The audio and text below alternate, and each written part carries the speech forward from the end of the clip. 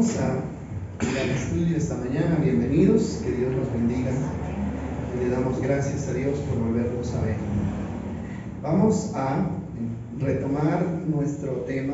Estamos frente a una necesidad muy grande, muy urgente, creo, ¿no?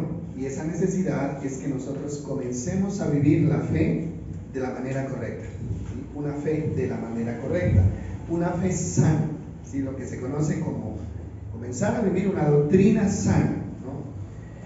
Hemos mirado que es necesario, además de tener una religión, no lo digamos así, no debemos pensar en una religión, sino en una relación, ¿cierto? ¿Lo recuerdan?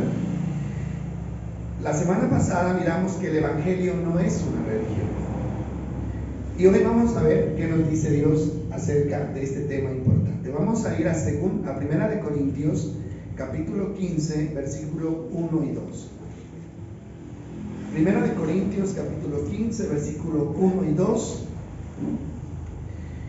Mire, usted tiene que mentalizarse, mi hermano, que vamos a estudiar la palabra, ¿no? A estudiar.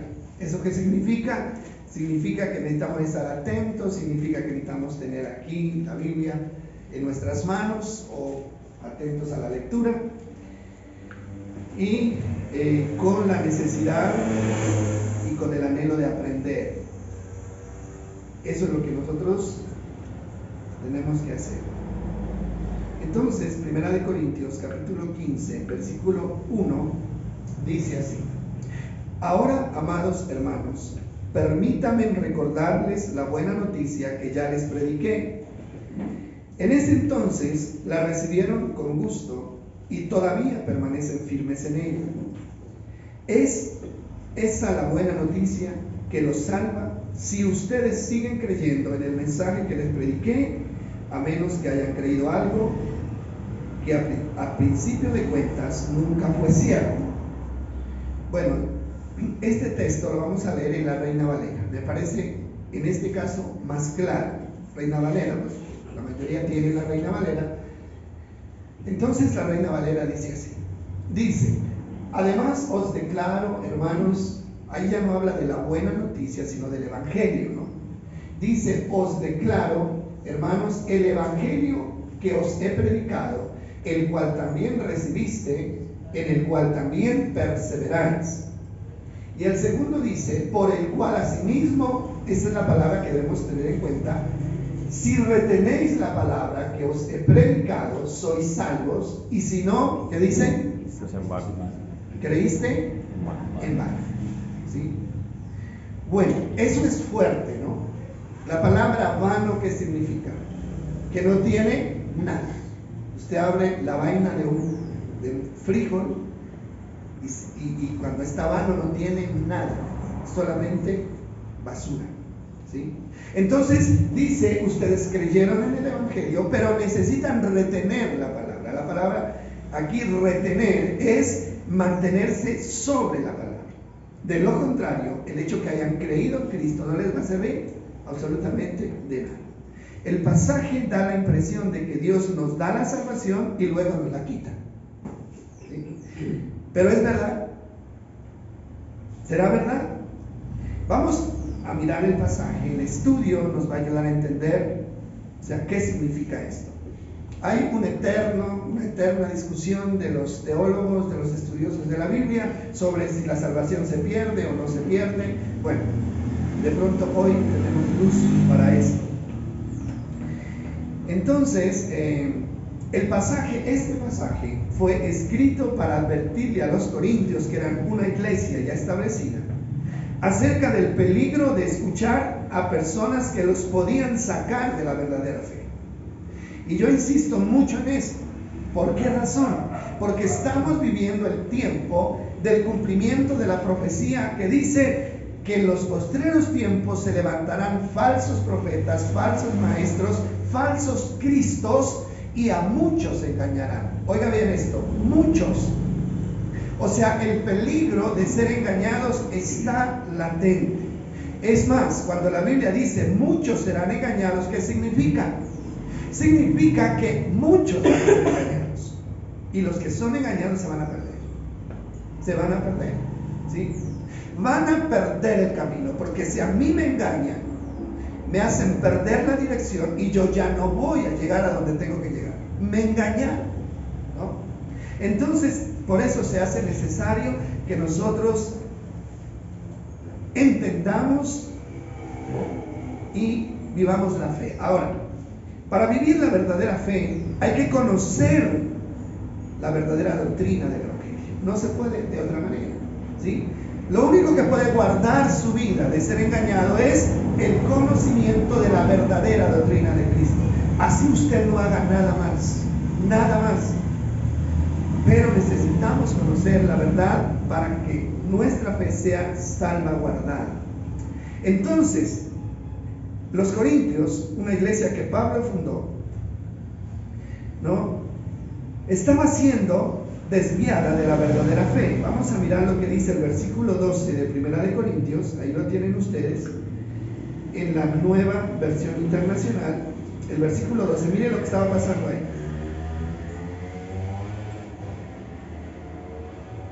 Dice el 12: pero díganme lo siguiente, es el mismo tema. Dado que nosotros predicamos que Cristo se levantó de los muertos, ¿por qué algunos de ustedes dicen que no habrá resurrección de muertos? ¿Cuál es el problema ahí? La doctrina que estaba siendo violentada y que estaba siendo, como se dice, corrompida allí, era la doctrina de la resurrección de Cristo. Les habían dicho que Cristo no resucitó, que no había resurrección para nadie. Entonces dice Pablo, bueno, si no hay resurrección para nosotros, entonces Cristo tampoco resucitó y nuestra fe no tiene sentido.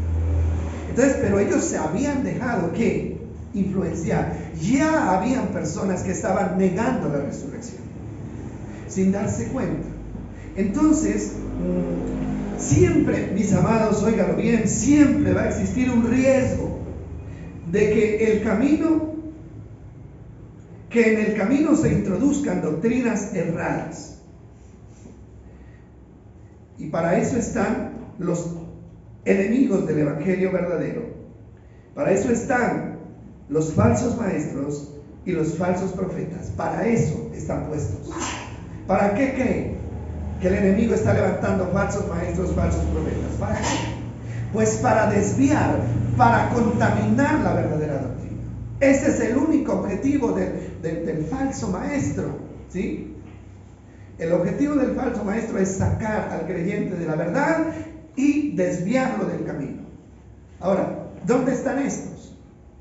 Estos no están en el mundo. Estos están dentro de la iglesia, con títulos de apóstoles, de pastores, de profetas, y todo lo demás. Ahí están ellos. Entonces, si a usted realmente le interesa, hermano, la seguridad de su salvación, llegar al destino final, tenemos que abrir los ojos en esto. En esta parte nos corresponde abrir nuestros ojos. Entonces, una persona puede haber comenzado su vida cristiana bien. Una persona puede venir a Cristo con toda la mejor intención de encontrar su salvación. Pero, hermano, la realidad es que se va a encontrar con alguien que quiera desviarlo del camino. Ese riesgo siempre va a estar ahí, siempre. Vamos a mirar lo que dice Gálatas, capítulo 5, versículos 7 al 10. Gálatas 5, 7 al 10. Y hoy vamos a consultar varias citas. Esto nos ayuda, hermano, a ejercitarnos para poder ser ágiles también encontrando los textos bíblicos. Gálatas capítulo 5, versículo 7. Mire lo que pasó ahí. Dice, ustedes corrían bien. Ustedes corrían bien la carrera. ¿Cuál carrera? La carrera de la vida cristiana que habían iniciado. Ustedes corrían bien la carrera. ¿Quién les impidió seguir la verdad? Seguro que no fue Dios, porque Él es quien los llamó a ser libres. Y la Reina Valera dice, la Reina Valera del 60, dice así, dice, vosotros corríais bien, ¿no? Tiempo pasado, corríais bien. ¿Quién les estorbó para no obedecer a la verdad? Bueno, mire usted, hermano, primero Corintios, ¿no? Ahora Gálatas, la iglesia no eran iglesias pequeñas, eran iglesias grandes, hermano, fundadas sobre la misma doctrina del apóstol Pablo. Pero ¿qué pasó? Se desviaron, mis hermanos, se desviaron. Esta iglesia de los Gálatas estuvo a punto de desaparecer. ¿Por qué? Porque se levantaron judaizantes para pervertir el evangelio a escondidas de Pablo, y lo estaban logrando. Y cuando Pablo llega a las iglesias, ya hay confusión, ya hay personas, hermano, echando para el otro lado. Entonces, esta verdad comienzan bien, porque todos comenzaron bien con el evangelio de Pablo, que era un evangelio verdadero. Todos comenzaron bien, pero como Pablo se tenía que ir, él no se podía quedar ahí, porque él era un evangelista, él andaba, era un apóstol que fundaba iglesias. Entonces, ¿qué hacía el enemigo? Cuando Pablo daba la espalda, entraba el enemigo y comenzaba a sembrar la cizaña dentro del corazón de las personas. Y la gente era tan débil, que dejaban de lado la verdad y se dejaban fascinar. Hay una versión, no la tengo acá, pero la he leído, que habla de este pasaje y dice: ¿quién los embrujó? En vez de quién les estorbó, dice: ¿quién los embrujó para que se apartaran de la verdadera doctrina? Es que el enemigo viene como a embrujar a la gente, ¿sí? ¿Cómo es posible que teniendo la palabra en las manos, la gente siga tanta doctrina loca que hoy existe, ¿sí? Tanta doctrina absurda que hoy existe. Pero esa es una verdad. Mire, hay una expresión, un pensamiento, no sé quién lo dijo, pero alguien dijo que los seres humanos nacen sanos, pero la sociedad los corrompe. ¿Han oído ustedes esa frase? ¿No? Y eso es verdad. Hermano, los niños en el sentido físico, cuando nacen ¿qué? Limpios de mente y de corazón. Son seres ¿qué diríamos? Tan puros, que inspiran ternura y inspiran de todos los niños, los bebés, ¿no? Pero ¿qué pasa con esos niños cuando van creciendo? Esa pureza, esa inocencia va desapareciendo y se va cambiando por cosas negativas, ¿no? O sea, ya aparece la mentira, ya aparece la soberbia, ya aparece la ira, ya aparece el deseo de hacer daño. ¿De dónde recogen ellos todo eso? De las personas o del entorno que los rodea, ¿sí? Del entorno que los rodea, ¿sí? Un niño, hermano, que nace en una familia violenta se va a volver violento. Eso es real, mis amados. Entonces, en el sentido espiritual no es diferente. Una persona que nace espiritualmente, que nace de nuevo, ¿no? Y nace en la familia de Cristo, esa persona nace sana, esa persona nace pura, con las mejores intenciones, viene y se acerca a la palabra de Dios. Pero se encuentra ¿con qué? Con el peligro que hay en su entorno, aún dentro de la misma iglesia, ¿sí? Dentro de la misma iglesia hay estorbo para la doctrina de Cristo. Hermano, ¿ustedes sabían que las personas que más influyen en el desarrollo de la conducta de los hijos son los padres? ¿Son los hermanos? ¿Son los abuelos? ¿Son los tíos? ¿Quiénes son estos? Son el círculo más cercano. Son los que más influyen en la conducta de los niños. Hermano, eso se aplica en lo espiritual. Los que más influyen en la conducta espiritual, en la obediencia o en la desobediencia, ¿quiénes son? Los mismos creyentes, ¿no? Si no son de aquí, son de otro lado, pero son los mismos creyentes. Entonces, eso nos hace, hermano, que seamos más cuidadosos. Si uno se sale del camino correcto, no va a llegar al objetivo correcto. Eso es verdad. Mire, si usted va para un lugar, ¿no? Y en el camino hay un malintencionado que dice: no, por ahí va mal, ¿no? Devuélvase y métase por acá. ¿Usted llegará al lugar que quiere llegar? No, nunca va a llegar. Entonces, mire, esta iglesia de Galacia fue engañada y empezaron a desviarse del camino. Un poco más adelante, el apóstol dice que un poco de levadura leuda toda la masa. Ahora, ¿existe la posibilidad, que dicen ustedes, de que seamos engañados? Claro. Existe toda la posibilidad de que seamos engañados. No se sienta tan seguro, porque existe la posibilidad. Mire, si el diablo no existiera, si el diablo no tuviera ministros disfrazados, ¿no?, de ministros de justicia, tranquilos, hermanos, vamos con los ojos cerrados. Pero el diablo existe para esto, y existen ministros disfrazados, ministros de Satanás disfrazados de ministros de justicia. Vamos a mirar lo que dice 2 Corintios 11:3. El apóstol Pablo siempre tuvo una carga. 2 Corintios 11:3. Siempre tuvo una carga, mis amados,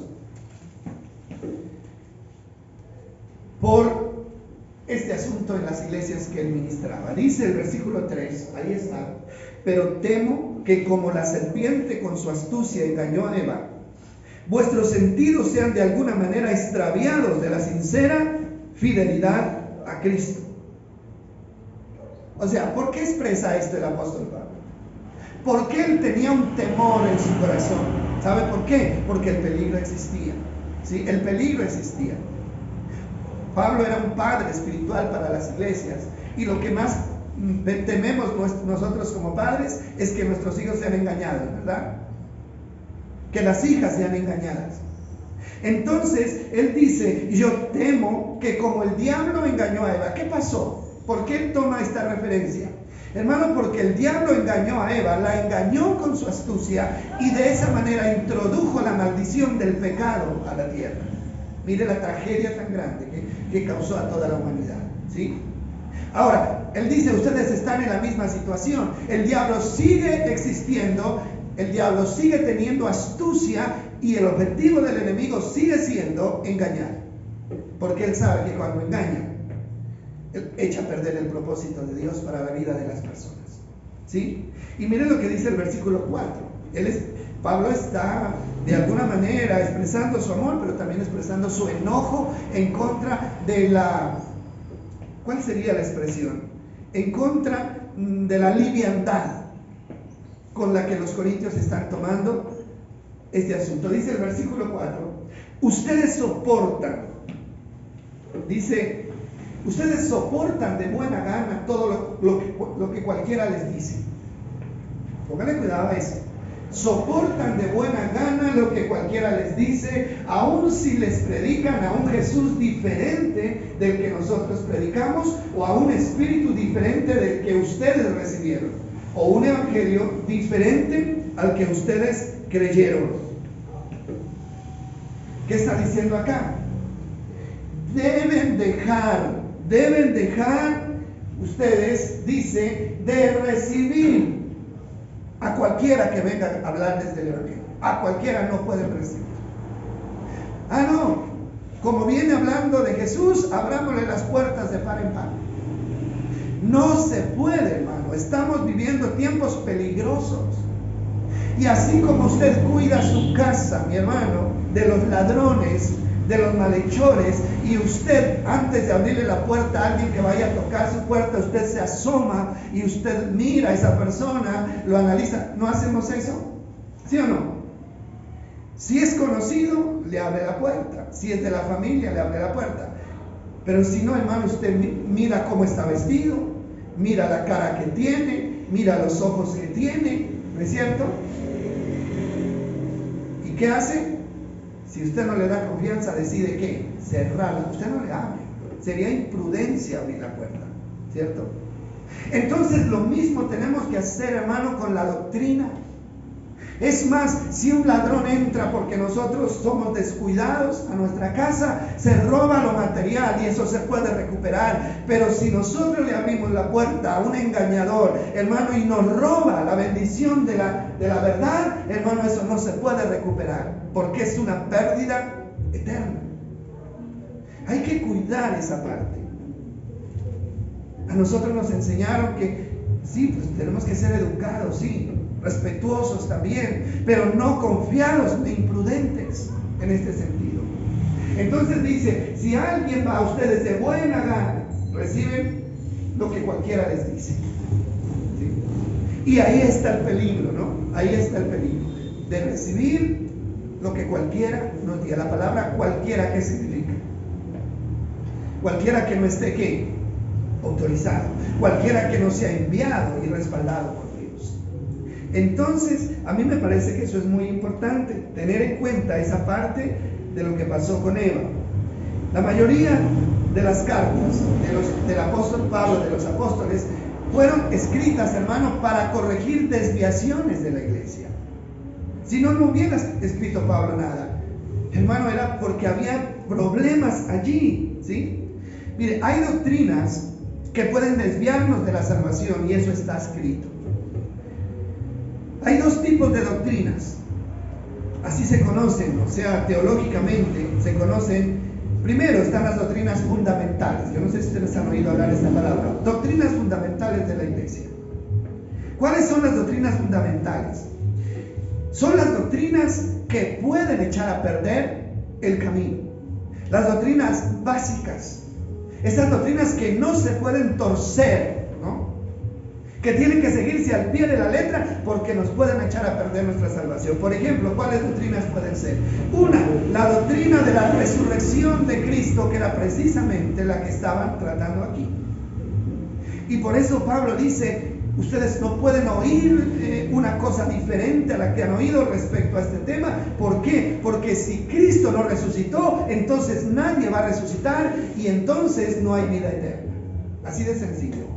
Un solo comentario sobre esto puede echar a perder todo lo demás. Todo lo demás. Otra doctrina fundamental, ¿cuál puede ser? La doctrina de la encarnación de Cristo. Hay enseñanza, sobre todo los gnósticos, creo, ellos enseñan, niegan la encarnación de Cristo. ¿Esto qué significa? Ellos dicen, Cristo siendo Dios no vino a hacerse humano, Cristo nunca fue humano. ¿Y qué dice la Biblia? Dice que Cristo siendo Dios vino y tomó forma humana y vivió como ser humano. ¿Sí? Entonces, si alguien niega esa doctrina, está negando. Mire que hay un texto aquí en a ver, ¿cuál es el texto? Primera de Juan, segunda de Juan, capítulo 1, versículo 9. Mire lo delicado que es 1:9 de la segunda carta de Juan. ¿Sí?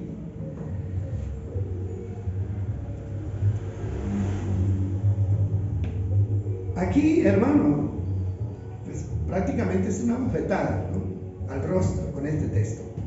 Pero tenemos que aprender. Todo el que se desvía de esta enseñanza no tiene ninguna relación con Dios. Pero el que permanece en la enseñanza ¿de quién? De Cristo, tiene una relación tanto con el Padre como con el Hijo. ¿Cuál doctrina? La doctrina de Cristo. El que se desvía de la doctrina de Cristo pierde su relación con Dios. Y el versículo siguiente dice, si a sus reuniones llegara alguien que no les enseña la verdad acerca de Cristo, no lo inviten a su casa, ni le den ninguna clase de apoyo. Oiga bien esto, advertencia fuerte. Si a sus reuniones llegara alguien que no enseña la verdad acerca de Cristo, no lo inviten a su casa, ni le den ninguna clase de apoyo. La versión Reina Valera dice, no le digan bienvenido, porque el que le dice bienvenido participa de sus malas obras. Ahora, ¿se le puede abrir la puerta a cualquiera? que dicen ustedes? No. Ahora, primero habla de la iglesia, de las reuniones, no de la iglesia. Dice, peor todavía, más complicado todavía. Por eso, o sea, Pablo era tan celoso con su doctrina. ¿Por qué? Porque un poco de levadura leuda toda la masa. Ahora, tenemos textos bíblicos que nos dicen que debemos ser hospedadores. ¿Recuerdan eso? Hospedadores, en el sentido que físico, ¿no? Dice que uno tiene que tener su casa abierta para hospedar. Pero ahora dice, hay una contraorden. Y dice, hay gente a la que ustedes no le pueden decir, entren. ¿Por qué, hermano? Porque aquí se trata de salvaguardar la verdadera doctrina. Se trata de curarnos en salud frente a un riesgo que puede dañar nuestra vida. ¿Sí? A ver, venga para acá, cualquiera que sea, ¿no? Y hay gente que le gusta la discusión, hay gente que le gusta sentarse a pelear con el otro con la Biblia.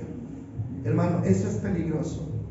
Porque si usted ve al otro como contrincante, eso significa que el otro está mal, ¿no? Y aquí ¿qué dice? Dice, no le toca a usted corregir la conducta de esa persona. El único que puede hacerlo cambiar es el Espíritu Santo. Sin embargo, usted puede correr el riesgo ¿de qué? De que su fe sea desviada, ¿no? Menos que usted sea maduro. A mí me parece esto, hermano, que hay que ponerle atención. Ahora, tenemos un problema grave nosotros. Ya lo dije al principio. Hay gente que donde hablen de Dios, allá se meten. ¿Sí? No, o sea, si lleva la Biblia en la mano, venga, ¿no es cierto? Aquí lo recibimos. Aquí no se trata de egoísmo, aquí no se trata, hermano, de orgullo, aquí se trata, hermano, de seguridad, de algo que es tan importante como nuestra salvación. De eso se trata. Ahora, la doctrina de Cristo. ¿Cómo saber si alguien tiene la doctrina de Cristo, si el que me está hablando tiene la doctrina de Cristo o no? ¿Cómo saberlo? Bueno, no hay que ser adivino, la adivinación no sirve para nada. La única manera de saber si me están hablando con la doctrina de Cristo o no es que yo conozca la doctrina de Cristo. No hay otra manera. No hay otra manera. Aquí, hermano, esto no viene en gotas, esto no viene en inyecciones, es estudiando, ¿sí? Si alguien conoce la verdad, si alguien no conoce la verdad, terminará aceptando la mentira. Los que son engañados son los ignorantes, los niños, los inmaduros, los que no le han dado valor al conocimiento de la palabra. Bueno, entonces queda clara esa parte, ¿cierto? Hoy en día, hermano, con la tecnología, las enseñanzas entran tan fácil a la casa, tan fácil, ¿no es cierto? No hay necesidad de que alguien lo visite, no hay necesidad de que usted vaya a otra parte. Usted coge este aparato, simplemente da clic y ahí encuentra, hermano, una variedad muy amplia de enseñanzas y todas no se pueden considerar. No se pueden considerar. ¿Por qué? Porque pueden ser puertas que el enemigo ha abierto para dañarnos. Efesios 2:20 nos da a nosotros una gran seguridad sobre todo esto. Efesios 2:20.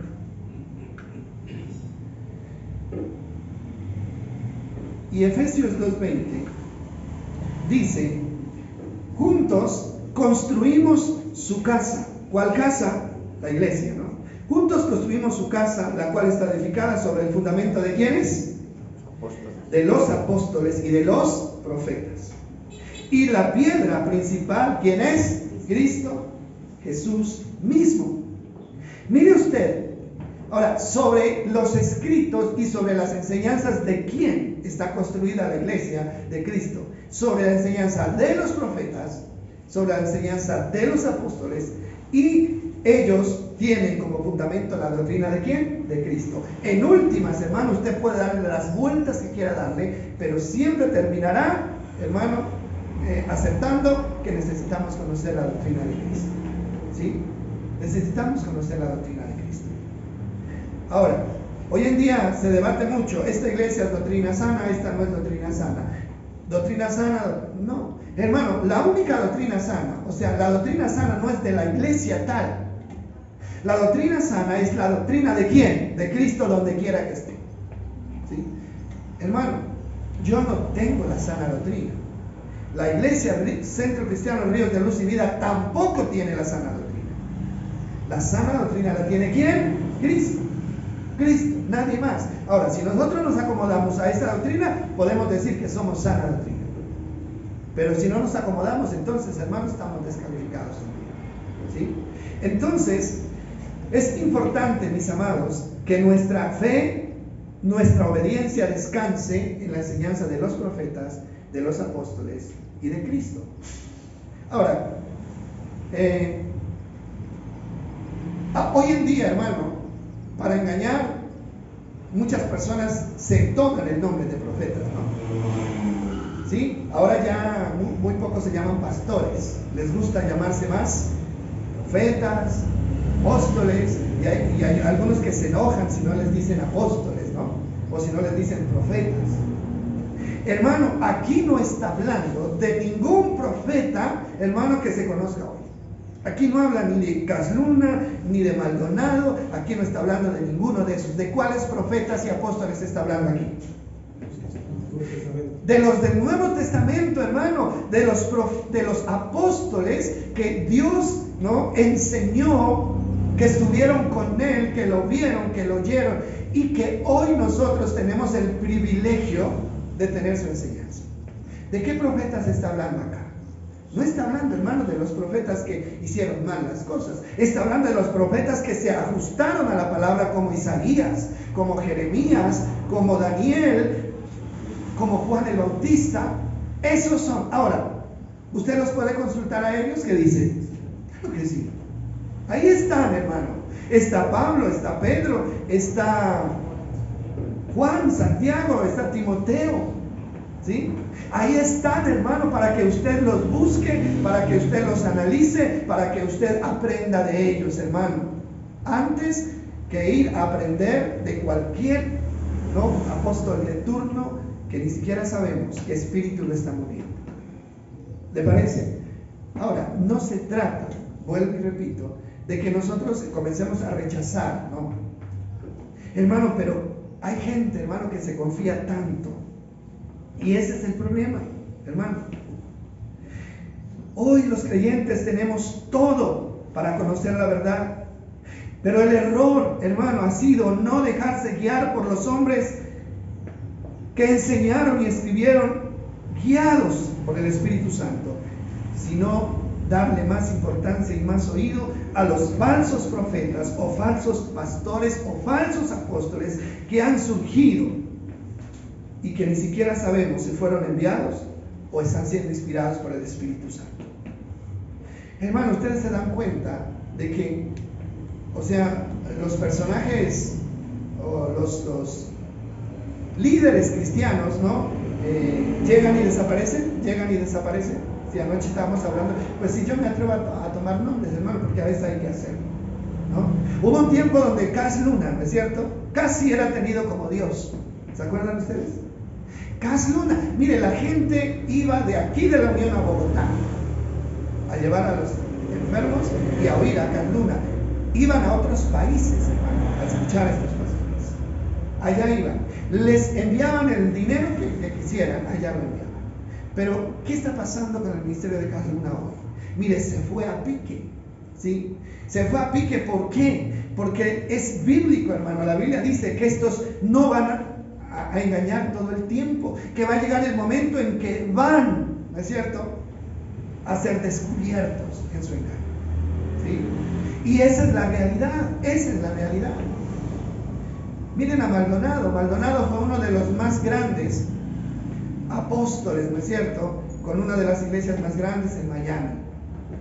¿Dónde está? Rodeado de escándalos de corrupción, rodeado de escándalos, hermano, de mal manejo de los dineros.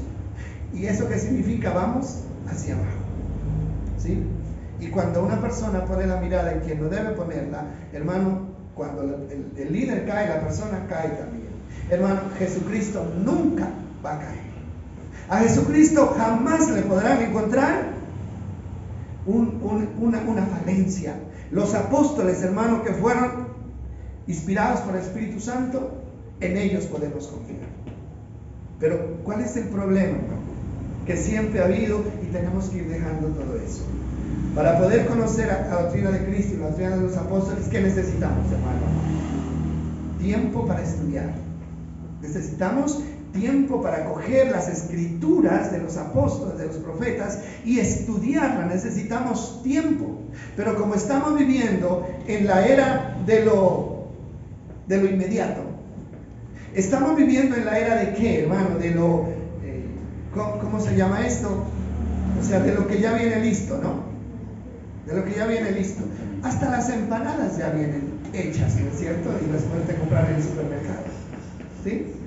¿Qué cuento de ponerse a hacer empanadas? Eso es muy duro. Vaya y compre al supermercado y ya vienen casi listas. ¿Sí? La sopa, hermano, ya viene lista. Usted no necesita ponerse a pelar papa y a pelar plátano. Usted compra, hirve agua y en 5 minutos tiene sopa.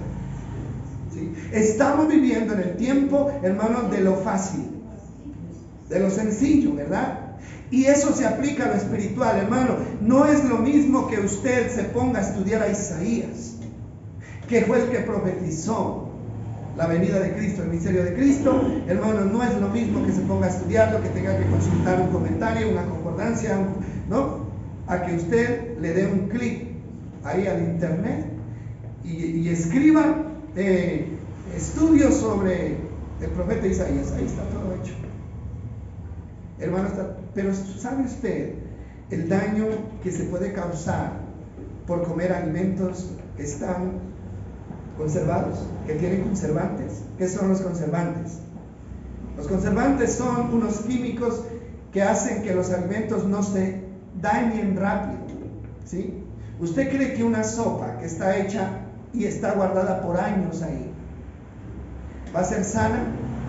No, no es sana. Unas empanadas que están en el estante, hermano, por meses. ¿Usted cree que eso es sano? No es sano, hermano.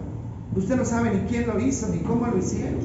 Pero si usted se toma el trabajo, hermano, de seleccionar los ingredientes de calidad, hermano, le va a llevar tiempo, pero le garantiza seguridad. Y lo mismo es la palabra de Dios. Por eso el llamado, hermano, es ¿a qué? A darle importancia y a dedicarle tiempo al estudio de la palabra. Usted no necesita, hermano, ir de nadie, detrás de nadie, de ningún profeta fulano, de ninguno, hermano, porque aquí están los profetas autorizados y la Biblia dice que la palabra de los profetas es la palabra más segura que nosotros tenemos. Segunda de Pedro 1:19.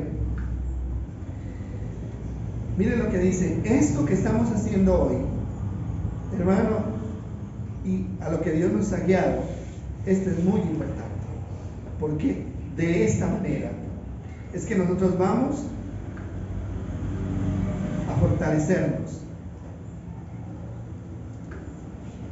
1:19 dice así: debido a esa experiencia, ahora confiamos aún más que el mensaje que proclamaron los profetas.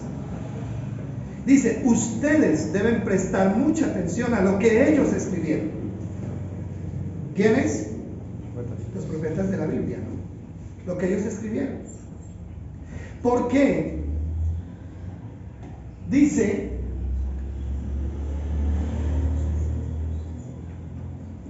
porque sus palabras son como una lámpara que brilla en un lugar oscuro hasta que el día amanezca y Cristo, la estrella de la mañana, brille en el corazón de ustedes. ¿Hasta cuándo debemos seguir consultando a los profetas y a los apóstoles? Hasta que el lucero de la mañana brille. ¿A qué se refiere? La segunda venida de Cristo. Cuando el Señor Jesucristo venga por nosotros, ya no estamos a estudiar más ni conocer nada más. Ya estamos seguros donde estamos. Entonces, eso es. Ahora, el versículo siguiente dice: sobre todo tienen que entender que ninguna profecía de la Escritura jamás surgió de la comprensión personal de los profetas. ¿Qué está diciendo? Jamás nadie puede añadirle argumento alguno a lo que ya está escrito. ¿Por qué? Porque la doctrina sana no sale de ninguna mente y de ningún corazón. La doctrina sana, ¿de dónde sale? El 21 lo dice. Dice, no es por iniciativa humana, al contrario, fue el Espíritu Santo quien impulsó a los profetas y ellos hablaron de parte de Dios. Hermano, nosotros sí sabemos que los apóstoles de la Biblia y los profetas sí fueron inspirados por Dios, eso lo sabemos. Pero lo demás usted no lo sabe. ¿Por qué? Porque tendríamos que conocer muy de cerca la relación de esa persona y Dios. Ahora, recuerden lo que estudiamos el otro día.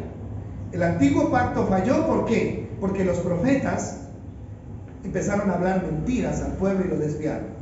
Por eso el Señor dice, ahora yo no voy a confiar mi mensaje a ningún maestro ni a ningún profeta. Ahora yo voy a enviar al Espíritu Santo para que sea Él quien directamente le hable a sus mentes y a sus corazones. Entonces, vamos a tomar un ejemplo y con esto vamos terminando. Bueno, tenemos tiempo todavía, ¿no? Sí, hay una segunda cita, Efesios 4, 11 al 13, muy conocida la cita, pero vamos a ver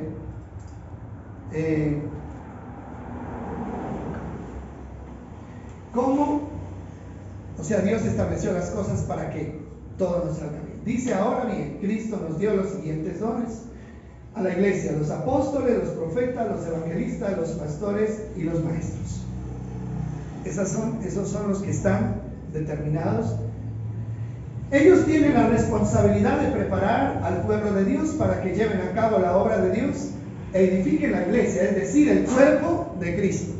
¿Sí? Y el versículo 13 dice, ese proceso continuará hasta que todos alcancemos la unidad de nuestra fe y el conocimiento del Hijo de Dios, que seamos maduros en el Señor, es decir, hasta que lleguemos a la plena y completa medida ¿de quién? De Cristo.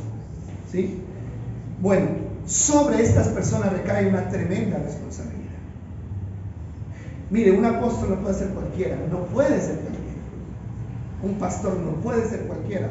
Un profeta no puede ser cualquiera. No, hay requisitos. ¿Por qué? Porque en las manos de estos personajes está ¿qué? El crecimiento sano de la iglesia.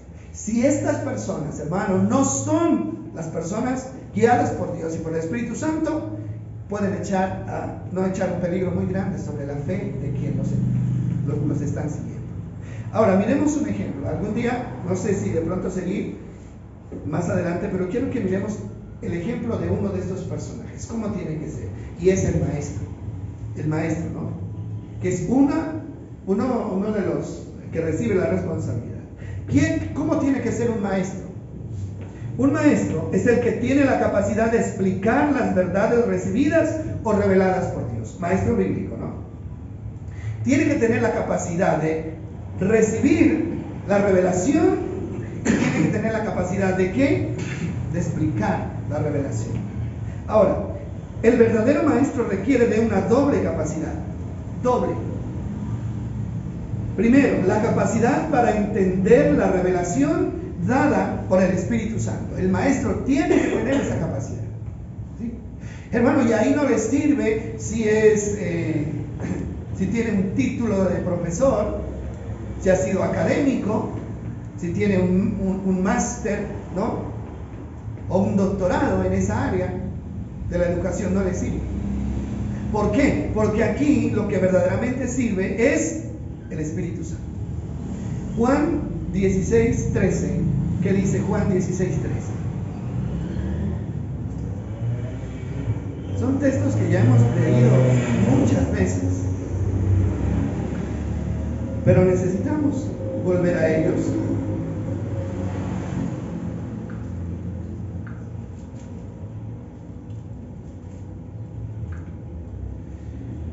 Mire, cuando venga el Espíritu de verdad, Él os guiará a toda la verdad.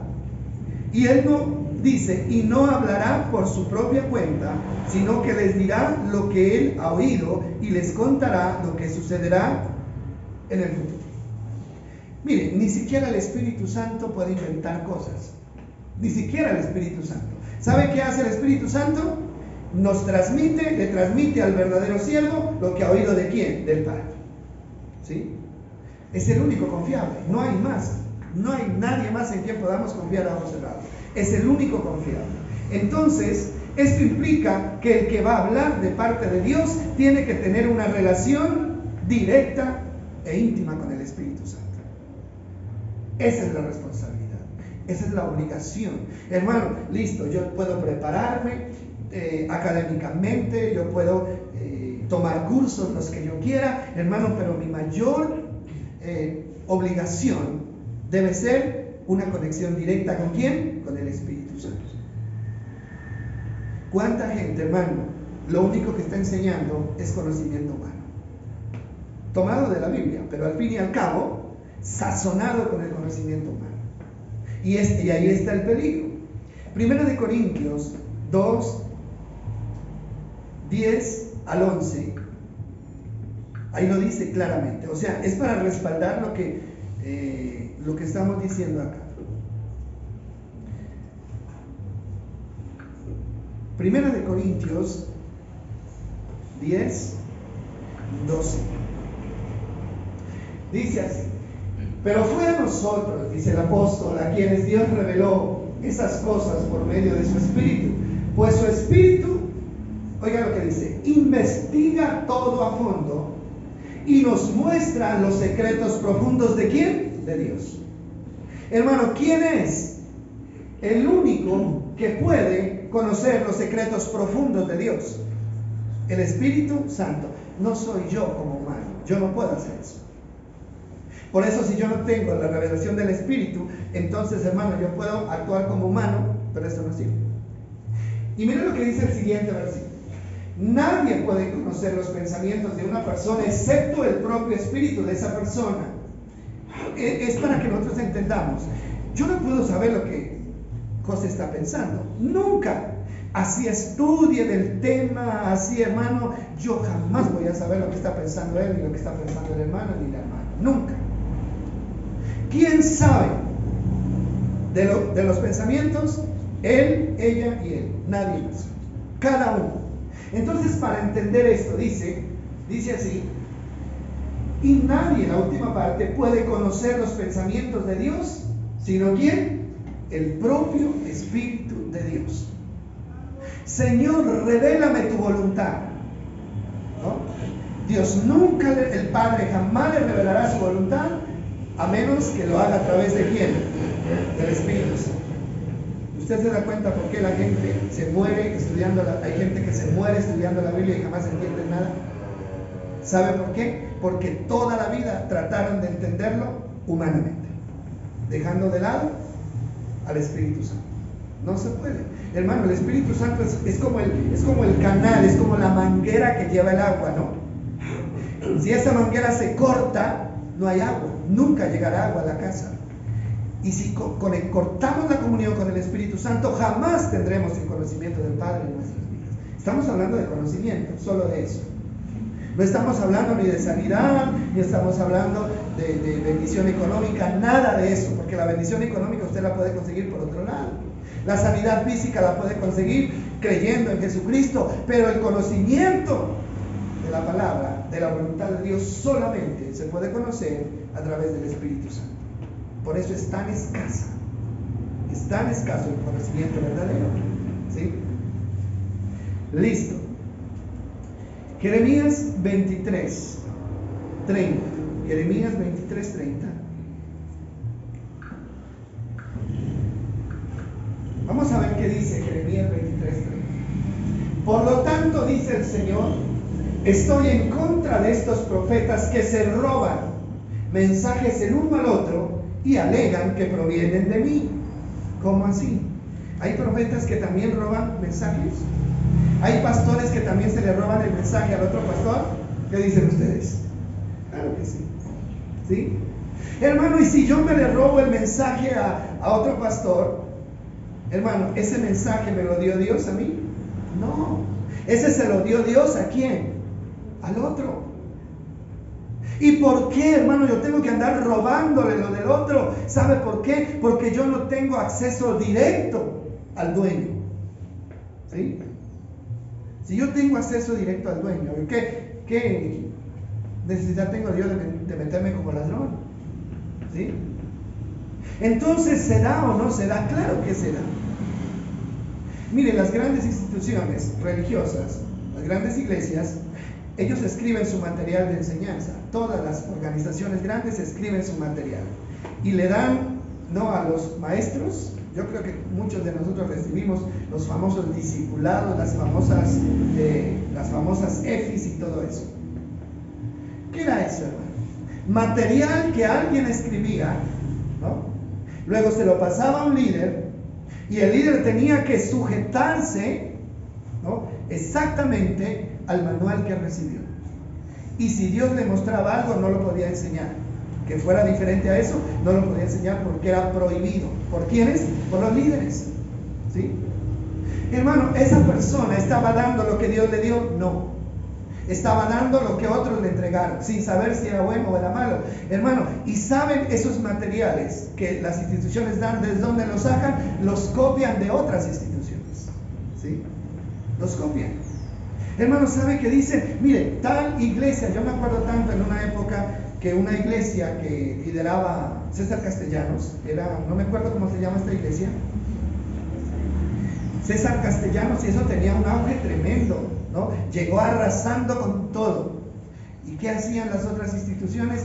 Ir a copiar las estrategias para poderla llevar a otro lado. ¿Y dónde está el Espíritu de Dios? ¿Sí? ¿Nulos? ¿Nulos? Hermano, todo esto, esto que les estamos hablando, no es leche, ¿no? No es leche. Esto es alimento ¿qué? Sólido, alimento duro. Pero gracias a Dios que nosotros tenemos la capacidad de ¿qué? De asimilarlo, ¿cierto? Entonces, aquí dice los que le roban el mensaje al otro. Yo estoy en contra de esos que se roban los mensajes. O que el pastor hermano que no tuvo tiempo para preparar su estudio y a última hora, hermano, se metió a internet, ¿no? Copió y pegó. ¿Sí? ¿Lo hacen? Claro que lo hacen. Hermano, este mensaje que yo oí a fulano y tan bonito, hermano, que se lo dio a otra iglesia, en otro país, en otras circunstancias, en otra cultura, hermano, cojo y lo traigo aquí, lo aplico aquí, no va a funcionar, hermano, porque Dios le dio el mensaje a esa persona de acuerdo a la necesidad de la gente de allá.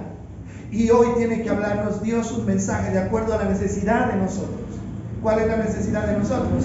Conocer la verdadera doctrina para vivir una fe sana. Eso es lo que Dios ve que necesitamos y eso es lo que nos está dando. ¿Sí? Eso es lo que nos está dando. Debemos estar agradecidos con Dios, ¿verdad? Porque nos ama. ¿Sí?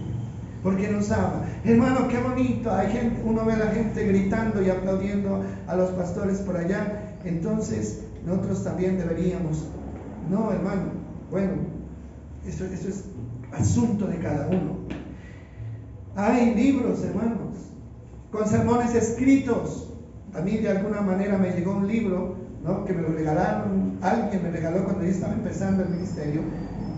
O sea, lo hicieron de muy buena voluntad, ¿no? 500 sermones escritos, 500 tiene, por ahí lo tengo, ¿sí? 500 sermones para que usted solamente vaya y ¿qué? Y copie y traspase. Nunca pude dar un sermón de esos, jamás pude dar un sermón de esos. Yo lo intenté, claro que lo intenté, pero no pude. ¿Por qué, hermano? Porque esa no es la dinámica. Porque nosotros tenemos que pagar el precio. Hay que dedicarle tiempo al estudio, ¿sí? Tiempo. A veces la gente no se da cuenta de eso, ¿no? Y a veces la gente dice, no, los pastores no hacen nada. Bueno, yo no sé si otros no harán nada. Hermano, pero a mí no me cuesta, porque me gusta, ¿no? Pero yo le invierto tiempo, ¿sí? Un sermón de estos, una enseñanza de estas, hermano, tiene horas de estudio. Eso no se da así de la noche a la mañana. Y a veces lo escribo, hermano, y después tengo que cogerlo, achutarlo, echarlo a la basura y volver a empezar. A veces me voy de aquí, hermano, confiado de que todo está bien, y en la noche Dios me habla otra cosa y tengo que venir y tengo que cambiar, ¿sí? Entonces, esto no es fácil. Ahora, primero, el verdadero maestro tiene que tener la capacidad de recibir la revelación directa del Espíritu Santo. ¿Está claro? Está claro, ¿no? Segundo, el verdadero maestro debe tener la capacidad de transmitir esa revelación. Una cosa es tener el conocimiento y otra cosa es tener ¿qué? La capacidad para transmitirlo, ¿sí? O sea, la capacidad para transmitirlo es ¿cuál? Es un don. Bueno, me acordé de algo, ¿sí? Lo que pasó con el hermanito el hermanito Gerardo, ¿no? Un hermano muy querido. Yo lo quiero mucho porque ha sido, hermano, uno de los más fieles y de los más constantes. O sea, y él quiere enseñar, ¿no? Pero la última experiencia, me da risa porque la última experiencia él me comentaba, que terminó antes de tiempo porque me dice, no sé qué fue lo que me pasó. ¿Sí? Y él dice, se me aflojó todo, así en sus términos, ¿no? Hasta las muelas se me aflojaron. Así, con esa espontaneidad, ¿no? Se me aflojaron hasta los huesos y ya no pude seguir. No sé qué es que me pasa, ¿sí? Bueno, entonces yo le trataba de explicar esto, ¿no? Dios puede revelarme a mí, ¿no?, una verdad, y puedo estar seguro de que lo que Dios me ha revelado. Y gracias a Dios por eso. Pero tengo que tener la capacidad para pararme acá y poder transmitir ese conocimiento. ¿Sí me va a entender? Yo no puedo venir acá, hermano, y enredarme todo y hacer un sancocho de lo que traigo acá y dejar a la gente más confundida de lo que está. No porque no esté diciendo la verdad, sino porque no puedo organizar el mensaje que puedo transmitir. Entonces yo le decía, hermano, pues aprendamos, ¿no?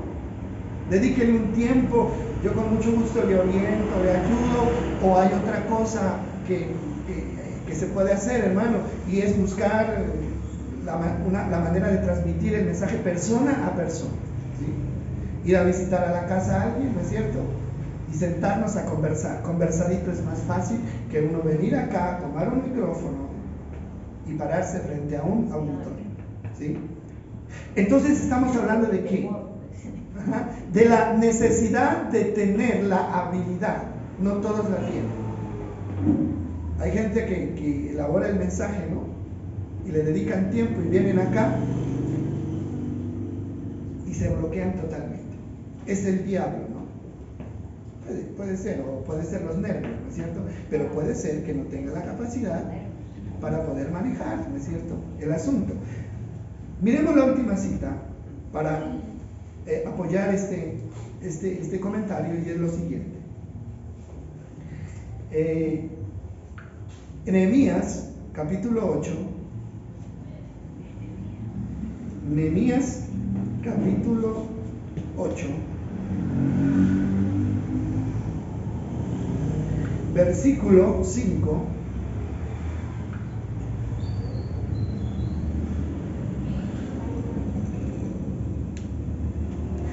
Dice así.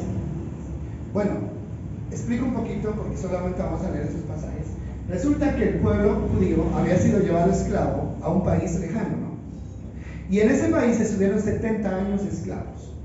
Pero de pronto Dios les permite volver otra vez a Jerusalén, a su tierra, y tuvieron la oportunidad entonces de leer la Biblia, la ley de ese tiempo, ¿no? Hacía 70 años ellos no habían escuchado leer la Biblia. Habían jóvenes, niños que nunca la habían oído leer, pero se da la oportunidad y mire cómo lo hacen. Esdras estaba de pie en una plataforma a plena vista de todo el pueblo.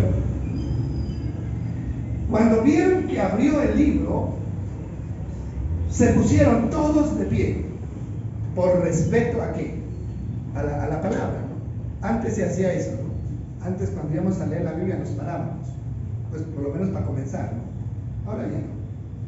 Dice el versículo 6, entonces Esdras alabó al Señor, el gran Dios, y todo el pueblo con las manos levantadas exclamó, amén, amén. Luego se inclinaron y con el rostro en tierra adoraron al Señor. Señal de respeto. Pero miren lo que sigue ahí. Dice, entonces los levitas, bueno, ahí hay un poco de nombres: Jesúa, Bani, Severías, Jamín, Acú, Sebatai, Odías, Maaseías, Gelita, Azarías, Josabed, Enán y Pedías. ¿Quiénes eran estos? Eran los que iban a enseñar.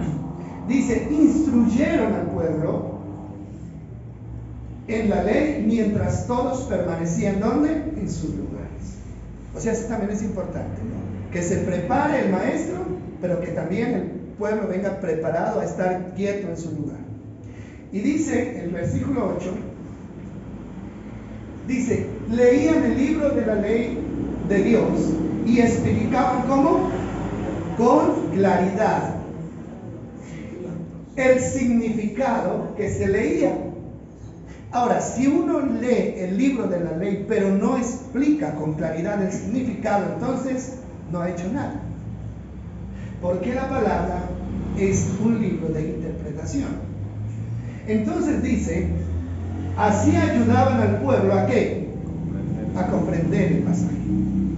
Mire, mientras no haya una explicación clara, no va a haber una comprensión clara. Se tiene que tomar uno el tiempo. Y no sé qué dice el siguiente versículo, que es el 9, y dice así.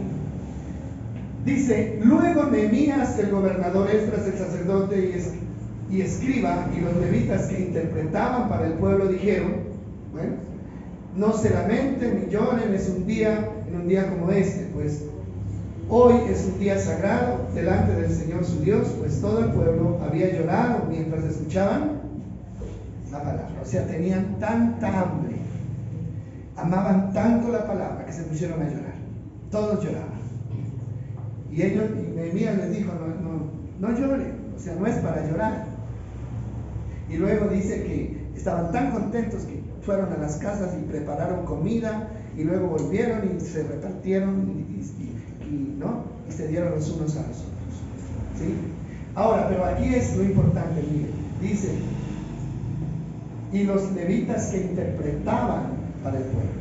O sea, ¿cuál es la obligación del maestro? Interpretar para el pueblo y explicarle al pueblo.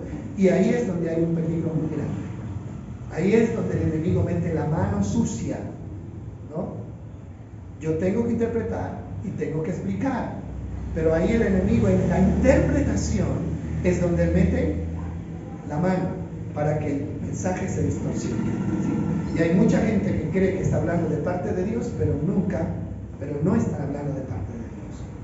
Ahora, por eso Santiago 3:1 dice, no se hagan maestros muchos de vosotros, sabiendo que recibirán mayor condenación. ¿Por qué esta sentencia tan fuerte? La responsabilidad de un maestro es enorme. Si yo enseño mal, voy a hacer que los que me siguen se pierdan. Y no solamente voy a tener que dar cuenta de mi vida, sino de la vida de los que se perdieron por mi culpa. Por eso dice doble que condenación. La condenación que usted se merece por hacer las cosas mal, y encima la condenación de los que usted guió a la perdición. ¿Qué significa esto? ¿Que no pueden haber maestros? Sí, podemos aspirar a ser maestros, pero antes de aspirar a ser maestros necesitamos aprender que tenemos que tener una relación directa con el Espíritu Santo. De lo contrario, todos estamos en riesgo, hermano, de errar y hacer errar al pueblo. ¿Qué les parece todo esto? Interesante, ¿verdad? Muy interesante. Entonces, miremos una cosa importante, y es que nosotros no podemos ir abriendo las puertas de la mente, del corazón a cualquiera. Hermano, ni siquiera me estoy poniendo yo ahí, ni siquiera me estoy poniendo. Hermano, ábrale la puerta de su corazón y de su mente al Espíritu Santo y a la palabra que tiene en sus manos. Usted la tiene, usted la tiene. Anoche hablábamos, ¿no?, de la importancia de la Biblia. Ahora decíamos que la Biblia en físico casi ya no está, porque todo está aquí, ¿no? Todo está aquí. Ahora, no está mal, ¿no es cierto?, que usted lea en el celular. Lo importante es que usted lea, pero anteriormente la gente cargaba ¿qué? La Biblia. Ahora ya no. Y un hermano decía, es que la gente no carga la Biblia porque les da vergüenza llamarse, que les digan evangélicos. Pues ahí sí estamos graves, ¿no? No, pero igual el contenido que está aquí es el mismo contenido que está allá. Pero sí notamos que últimamente, hermano, nos confiamos mucho de este aparatico, ¿sí? Estamos dejando las Biblias guardadas. Las Biblias guardadas. Hermano, ¿qué pasaría si un día de estos no hay energía ya? ¿No? ¿Qué pasa si un día de estos, hermano, la señal de internet desaparece? ¿Sí? Hay que desempolvar, ¿no es cierto? Hay que desempolvar los libros. Hermano, y necesitamos rodearnos de herramientas. Yo siempre digo lo mismo, cómprense una Biblia de estudio. Cómprense una Biblia de estudio, ¿no? Inviertan. Eso no es una inversión mala, es una inversión, ¿no?, que los va a beneficiar a lo largo. Que Dios nos bendiga entonces. Que Dios nos ayude a cada día a apreciar más lo que Dios nos ha dado y cuidar nuestra salvación. Señor, queremos agradecerte, Dios, porque tenemos la palabra más segura, Señor, y es la palabra que escribieron tus profetas y tus apóstoles. Señor, es la palabra que ha permanecido por siglos y siglos, y aunque el enemigo ha tratado de desaparecerla, nunca lo ha logrado y jamás lo logrará, porque es la palabra más segura que hoy el mundo tiene para poder llegar al final. Gracias por esta palabra, Señor, gracias por este alimento. Lo que nosotros necesitamos ahora y queremos es, Señor, ir a esa palabra, ir al original, Señor, de esa palabra. Consultar, Señor, con los apóstoles que te vieron. Consultar, Señor, con aquellos que compartieron contigo. Señor, permítenos darle el valor que esta palabra se merece y necesita en nuestras vidas. Gracias por tu iglesia, porque somos una iglesia, Señor, que está despertando a esta necesidad. Yo lo creo y lo confieso. Somos una iglesia que se está fortaleciendo, Señor, con el conocimiento, y eso nos da seguridad de que vamos a llegar hasta el final. Muchas gracias. En el nombre de Jesús. Amén y amén.